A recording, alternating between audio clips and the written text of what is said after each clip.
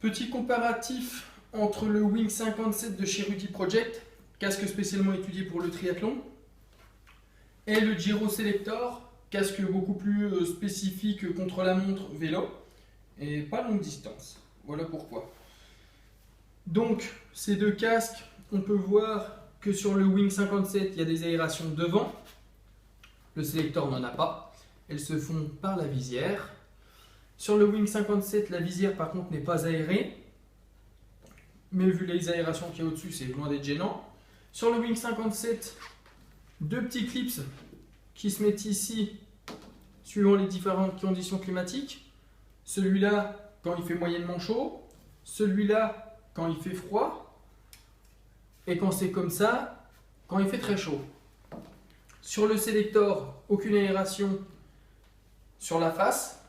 Il y a simplement ce petit cache d'eau, on va appeler ça comme ça, qui s'enlève. Toute la partie ici s'enlève. Et on met celui-là à la place. On gagne quelques centimètres, ça s'adapte à toutes les morphologies d'eau en vélo. Donc c'est plutôt pratique, plutôt bien joué. Ensuite, au niveau du dos, on peut voir deux grosses aérations sur le Rudy Project. Comparé au Selector de Giro, on se rend bien compte que les aérations sont vraiment beaucoup plus petites. De plus, sur le Wing 57, un petit add-on tout simple qui permet de s'adapter à toutes les morphologies de dos qui sont inspirées des ailerons de requin. C'est fait avec un aimant, ça se clipse, vraiment très simple, très pratique. On sent quand même une résistance, donc je pense avant de le perdre, il en faut vraiment beaucoup. Je pense que c'est limite l'ouragan.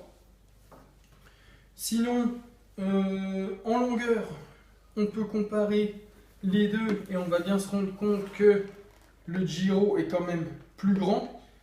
Le Giro Selector, c'est en quelque sorte l'ancienne mode des casques de chrono, beaucoup plus long que le Wing 57 de chez Rudy Project. Sinon, niveau largeur de tête, je pense que c'est quasiment similaire. Par contre, niveau confort, il n'y a vraiment pas photo entre le Rudy Project et le Selector. Le Selector, on est vraiment beaucoup plus à l'étroit dedans que le Rudy Project. Pourtant, les deux sont en taille SM, mais la différence est vraiment flagrante. À mettre et à enlever, le Rudy Project est vraiment beaucoup plus rapide et beaucoup plus simple que le Selector. Le Selector, quand on le met, il faut toujours se remettre les oreilles parce qu'elles ont tendance à être courbées. On a les oreilles qui chauffent parce qu'il y a vraiment très peu d'aération et rien qu'en le mettant, ça échauffe les oreilles. Pourtant, c'est bien la bonne taille qu'il me faut. Tous mes casques que j'ai, que ce soit en Giro ou en Rudy Project, ça a toujours été du SM. Donc, je ne pense pas que ce soit là le problème. C'est simplement une question de conception. Donc, pour les triathlètes qui veulent un casque dédié spécialement au triathlon, il faut partir sur du Rudy Project.